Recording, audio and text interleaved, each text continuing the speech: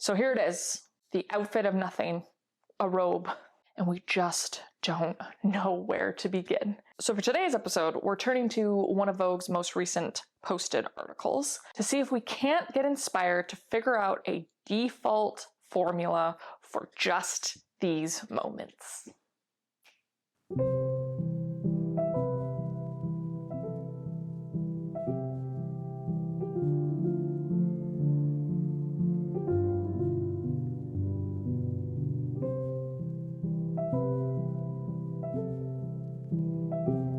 So I love a good outfit formula. I do. It is how I survive. It is how I pull it together every day. I think the hardest formula to come up with is for those occasions when you are kind of going out in public, into a crowd, into a more kind of high pressure situation, I guess. Not high pressure situation, that's probably not the right word, but just something where you do want to feel a little bit more elevated and a little bit more fashion forward. So I like to be proactive before those situations occur. So that's what we're going to address here today. I've recently got off of all my social media besides YouTube, and I now find myself just scrolling Vogue's app a lot of the times.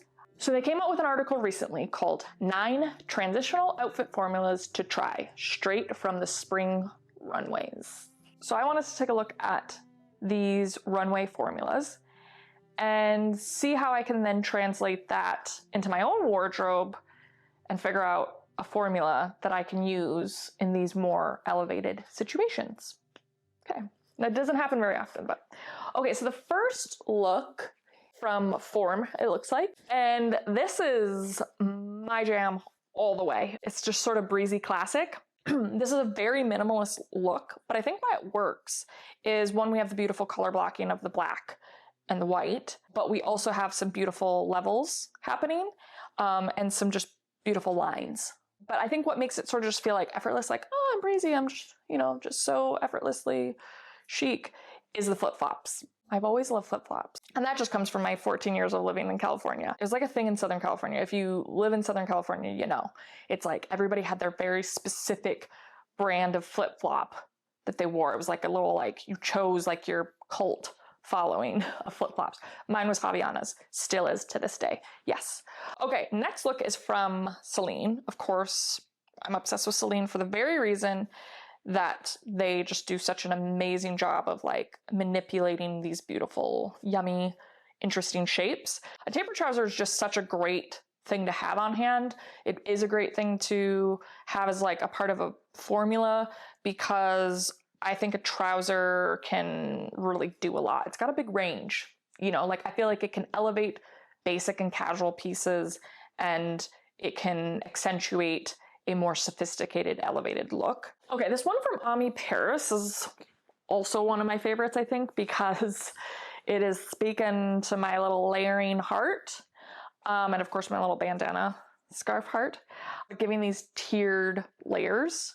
So it's just kind of an easy one to keep in mind. It's okay, first layer, the longest layer, my second layer, mid layer, third layer, cropped layer, and an easy one to kind of move within throughout your day. So those are my favorites. So what are the little nuggets that I'm going to take away and try to translate into my own wardrobe and really figure out very specifically a formula that really works for me?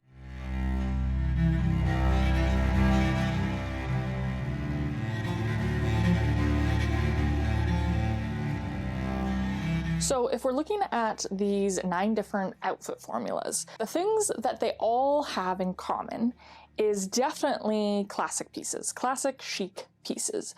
But one little detail that might go a little unnoticed, pretty much all of these have a contrast of classic, refined, with a bit of casual, relaxed. So I have come up with a very specific formula. We are stuck and we don't know what to wear. We can default back to this formula. So what is that formula called? Refined slacker sandwich. Basically, the idea is to have your slacker piece in the middle and then sandwiched between your classic refined pieces. And so I think the easiest way to begin is by starting with our slacker anchor piece, which is going to be our bottom. I always think as well, bottoms are a great place to start because you just kind of act as a foundation and you build from there. So I think the perfect slacker piece for today is going to be the baggy short. Yes.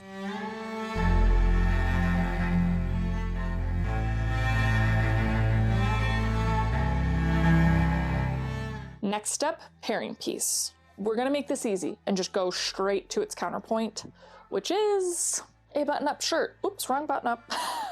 Here we go. All right, we're going with the Citizens of Humanity Kayla shirt, I think that's what it's called. Those are Citizens of Humanity as well. Goodness. Yeah, it's just gonna add that counterbalance, you know, the other end of the spectrum to our slacker baggy short.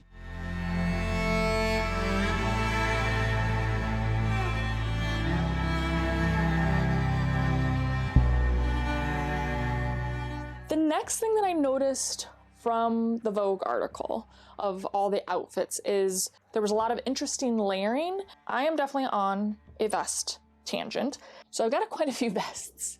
So let's see which one.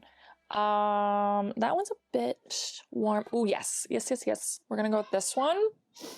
This one is from Fabrique.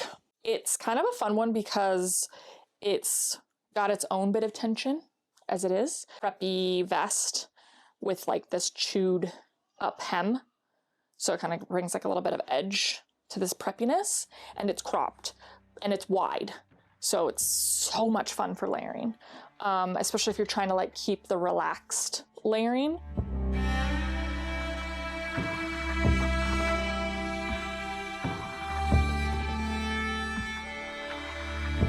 Because our formula is sort of refined, sharp, classic, on the top and the bottom, we know for our shoes then that we need some like sharpness, we need some elegance, we need some refinement. So I already know one of my favorite things to pair with baggy shorts is flats, especially pointed toe flats. The 9 West mesh sling back flats. Love these because we've got our elegance, we've got a little touch of sort of edgy interest, and we got some beautiful texture. Ooh, I didn't even think about that. I like that the kind of texture here is sort of like tying in with our texture here, and then everything else is sort of flat. You know, I love a bit of tie-in.